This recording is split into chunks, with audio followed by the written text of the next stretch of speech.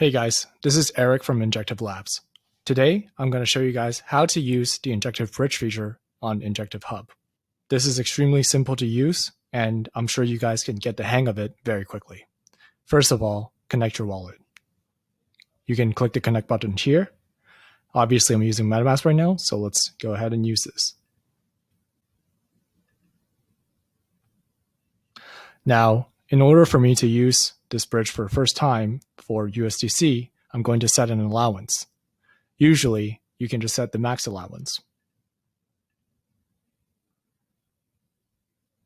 Gas is super high, but this is going to be the last time you're ever going to need to pay for gas.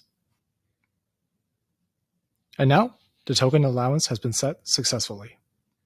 For me to transfer some USDC onto Injective Chain, all I need to do is select the amount I want to transfer. In this case, I will transfer my entire 1 USDC. I'm just going to go with the suggested gas fee, but usually here you can select the preferred gas fee you want to use. And now it's successfully transferred. After a few minutes, it should show up on your wallet on Injective Chain. Now click on to the wallet section.